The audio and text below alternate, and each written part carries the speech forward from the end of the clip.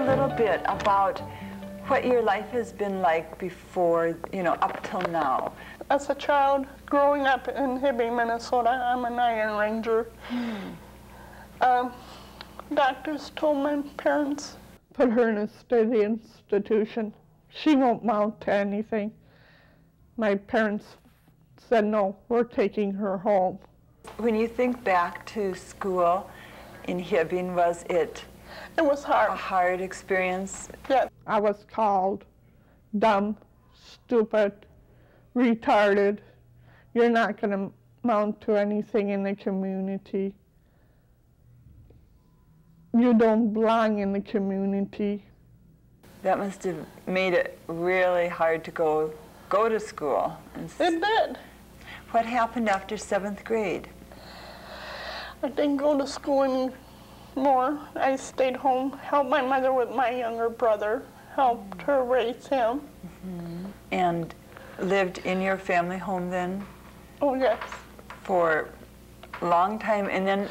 Until I was 23. Oh, okay. And then I came to the city, so I tried to get a job up in Hibbing, but they said I needed training. In my early 20s, I wanted to be a child care assistant. And I told this to OpShop. I wanted to be trained in that field. Well, they told me, you can't, because, quote unquote, you turn too mentally retarded to do that type of work.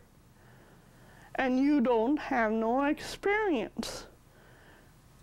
Well, my experience is taking care of my younger brother when he was an infant. I took care of Bert's 3 girls when they were infants, my sister's 2 kids when they were infants, and my younger brother's 2 kids when they were infants. And they said, no experience? Where is my experience? It has gone out the window. They told me I had to stay in a sheltered workshop for the rest of my life. When I was being reevaluated again, one of the supervisors came up. They said, we still have your slot open for you. I said, yeah, I'll come back if you pay me $2.35 an hour. He says, well, we can't do that. We have to pay you the 88 cents. I says, then you can go to hell. Told him right out, go to hell. I never went back. And when I started forming ACT, I says, this is it. We're going to fight discrimination.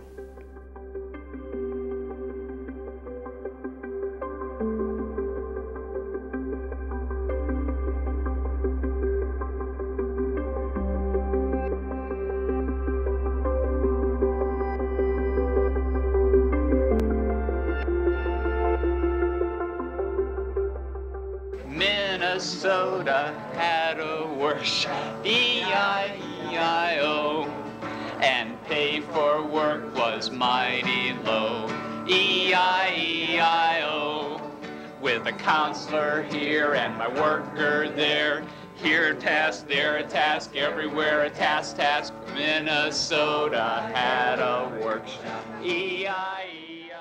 OpShop is treating us like 2-year-olds. And they're playing mother and father to us. Treating us like third. And protecting us from what? What are they protecting us from? From harming ourselves? No, from so-called normal people. We're tired. We're going to fight back. We're going to keep fighting back until we win our rights. I feel great because we have come a long way.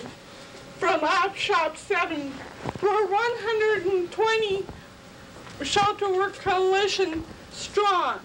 If we stand together, we're going to be strong. Let's stay together and work together. This is the only way we're going to get our voice heard in the workshops.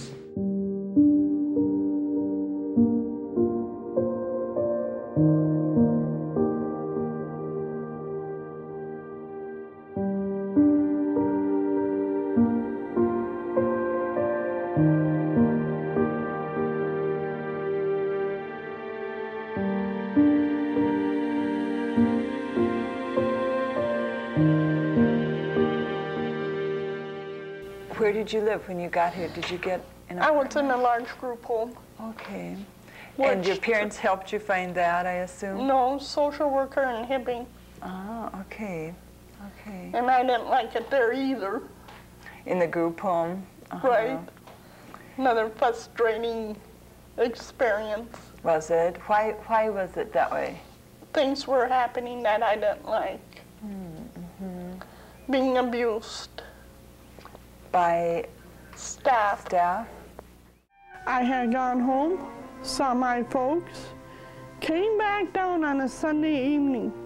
Staff came up to me, accused me of stealing some money, which I never did. And I was angry, very angry.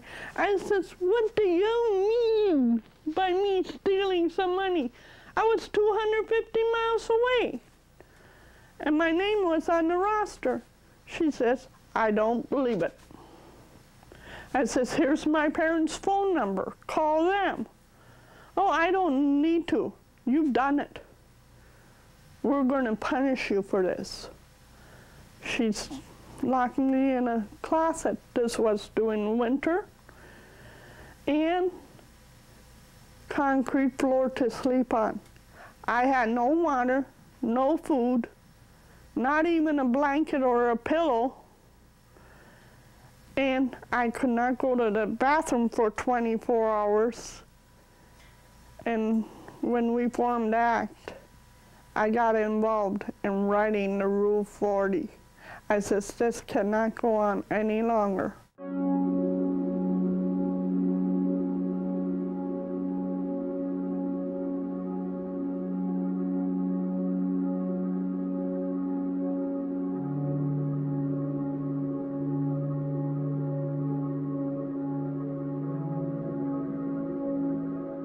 I was sterilized against my own will through the state.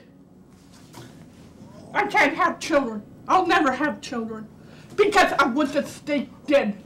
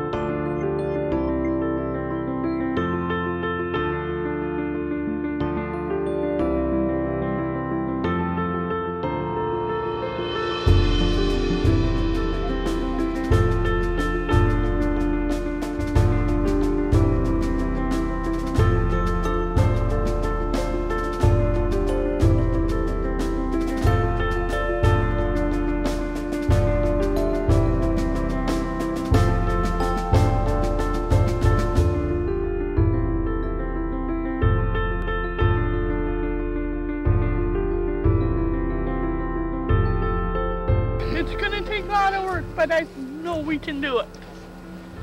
Okay. We must do it. If they apologize to us, we're going to hold them to their promise that we will not return to institution style of living ever again, and to live in a community where we belong. Yeah.